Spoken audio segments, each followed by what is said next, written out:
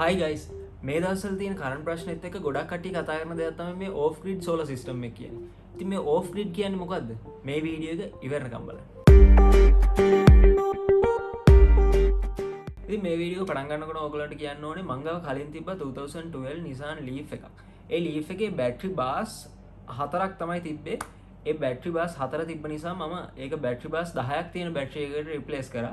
Replace කරාට පස්සේ ඒ පරණ තිබ්බ බැටරි එක මං ගලවලා නිකන් තියලා තිබ්බා. ඉතින් ඒ Nissan Leaf එකේ සහ දැන් ඔය තියෙන හැම හයිබ්‍රිඩ් වාහනයකම තියෙන්නේ ලිතියම් අයන් කියන බැටරි ජාති. ඉතින් මේ ලිතියම් අයන් කියන බැටරි එක දැනට ලෝකේ තියෙන හොඳම බැටරි වර්ග වලින් එකක්. ඉතින් මේ බැටරියේ තියෙන විශේෂත්වය තමයි මේ බැටරි ගොඩාක් charge එක බස්සන්න පුළුවන්. ඒ වගේම මේක ආයි charge කරනකොට අනිත් බැටරි වලට සාපේක්ෂව ටක් ගාලා charge කරන්නත් පුළුවන්. ඉතින් මේ off grid systems වලට ගොඩාක් පාවිච්චි කරන ලිතියම් අයන් බැටරිස්.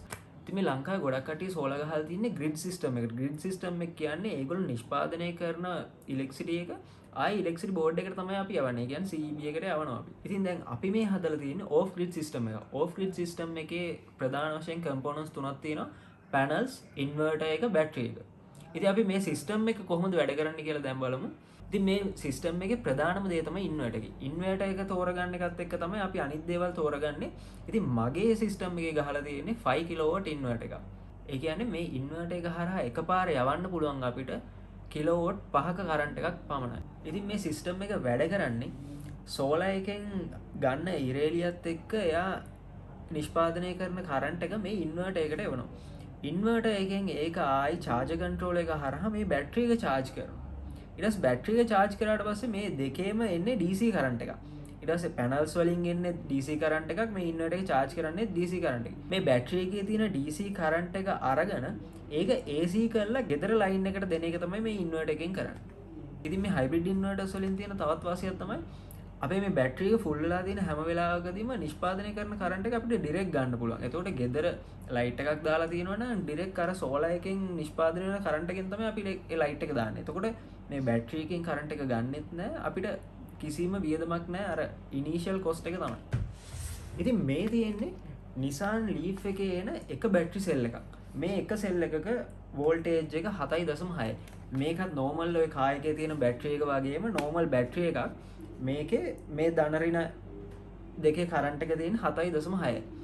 ඉතින් මේ වගේ ඒවා 48ක් එකතු කරලා තමයි Nissan Leaf එකේ EV බැටරි එක හයි කරලා තියෙන්නේ. ඉතින් මගේ 5 කිලෝවොට් ඉන්වර්ටර් එකකට බැටරි වෝල්ටේජ් එක අපි දෙන්න ඕනේ 48ක්.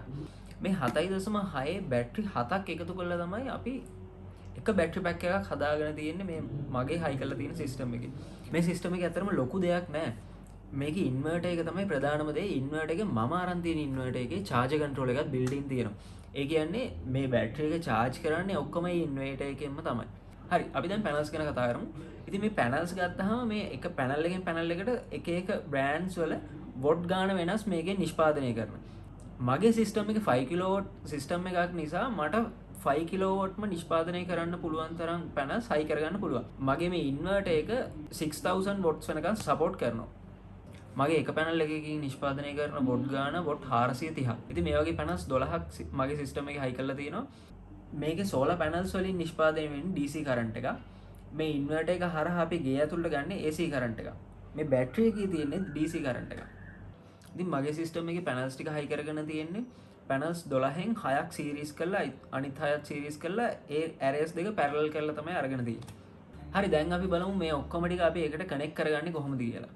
ඉතින් මේ ග්‍රෝවොට් කියන ඉන්වර්ටර් එකේ built-in charger control එකක් තියෙනවා කියලා කිව්වා. එතකොට charger control එකක් අමුතුවෙන් අවශ්‍ය වෙන්නේ නැහැ. charger control එකක් කියන්නේ charger control එකෙන් කරන්නේ ඒකෙන් තමයි solar energy එකෙන් power එක අරගෙන ඒකෙන් battery එක charge කරන්නේ. මේ ඉන්වර්ටර් එකේ AC input එකක් සහ AC output එකක් තියෙනවා. ඒ කියන්නේ AC input එක කියන්නේ අපේ grid එකෙන් එන power supply එක අපි මේකට දෙන්න ඕනේ. එතකොට ඕගොල්ලෝ බලයි ඇයි මේ grid එකෙන් power එක ගන්න කියලා. grid එකෙන් power එක ගන්න ඇත්තටම දැන් ඒ කියන්නේ සාමාන්‍ය සතියක් විතර එක දිගට වහිනවා නම් අපිට ඉරෙන් ඇත්තටම මේ බැටරි එක charge කරන්න තරම් power එකක් ගන්න බෑ. එතකොට ඒ වගේ වෙලාවට මේ ඉන්වර්ටර් එකෙන් කරන්නේ පාරේ line එකෙන් current එක අරගෙන මේ බැටරි ටික charge කරගන්නවා. එතකොට මේ AC out එකෙන් තමයි අපේ ගෙදරටම current එක දීලා තියෙන්නේ. ඒ කියන්නේ මේ ඉන්වර්ටර් එක හරහා තමයි අපේ ගෙදරට current එක එන්නේ. ඇත්තටම ඕගොල්ලන්ට සරලවම කියනවා නම් මේ ඉන්වර්ටර් එක හයි කරලා තියෙන්නේ මේන් ස්විච් එකයි ට්‍රිප් එකයි අතරට තමයි මේ කනෙක්ෂන් දෙක දීලා තියෙන්නේ. ඒ කියන්නේ මේන් එකෙන් තමයි අපේ මේ AC ඉන් එක ඇවිල්ලා තියෙන්නේ. AC out එක ගිහිල්ලා තියෙන්නේ ට්‍රිප් එකට. එතින් එහාට ගියාට පස්සේ මේ පැනල්ස් වලින් එන කරන්ට් එක ධනයි ඍණයි විදිහට තමයි එන්නේ. ඒ ධනයි ඍණයි දෙක තමයි මේ මෙතනින් කනෙක්ට් කරලා තියෙන්නේ.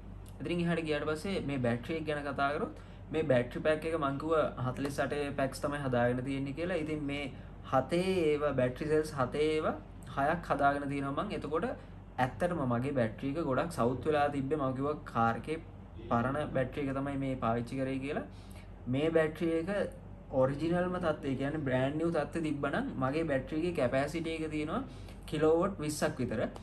දැනට ඇත්තටම කිලෝවොට් 8ක් වගේ තමයි මගේ බැටරි එකේ කැපැසිටි එක තියෙන්නේ. ඇත්තටම lead acid බැටරි පාවිච්චි කරන්නත් පුළුවන්. මේක 12 voltage බැටරි 4ක් පාවිච්චි කරලා සීරීස් කරලා ඒකෙන් 48 voltage හදාගෙන මේ වගේ සිස්ටම් එකක් ගහගන්නත් පුළුවන්. එතනින් එහාට ගියාම deep cycle batteries කියලා මාකට් එකේ තියෙනවා. ඒ batteries හදලා තියෙන්නේ මේ වගේ systems වලටම පාවිච්චි කරන්න. ඉතින් මේ battery bank එක කියන එක ඇත්තටම ගෙදර තියෙන වතුර ටැංකිය වගේ.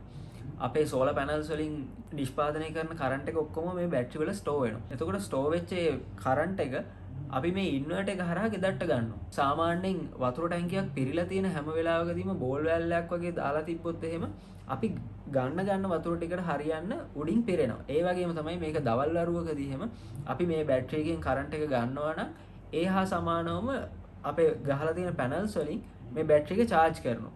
එතකොට හැමතිස්සෙම මේ බැටරි එක දවල් වරුවකදී නම් charge වෙලාම තමයි තියෙන්නේ. මේක රෑ වරුවකදී තමයි මේ බැටරි එකේ තියෙන power එක අපි ගෙදරට ගන්න. ඊට පස්සේ ආයි උදේ වුණාම ඉර පෑවුවාම ආයි මේ බැහැලා තියෙන බැටරි එක ආයි මේ ඉන්වර්ටර් එක හරහා පැනල්ස් වලින් නිෂ්පාදනය කරන කරන්ට් එකෙන් ආයි මේ බැටරි එක charge කරනවා. මගේ බැටරි එකේ කිලෝවොට් 8ක් තිබ්බට එකපාරට මට ගන්න පුළුවන් කිලෝවොට් 5ක් විතරයි. ඉතින් එතකොට ඔයගොල්ලෝ බලයි මේ කිලෝවොට් 8යි කිලෝවොට් 5යි ඒ මොකක්ද ඒ කියලා. ඒ කියන්නේ සාමාන්‍ය අපේ ගෙදර නම් ලයිට් ටික ඔක්කොම දාලා ෆෑන් දෙකක් විතර දාලා AC දෙකක් දාලා පාවිච්චි කරන්න පුළුවන්. එතනින් එහාට ගන්න බෑ මේ ඉන්වර්ටර් එක හරහා.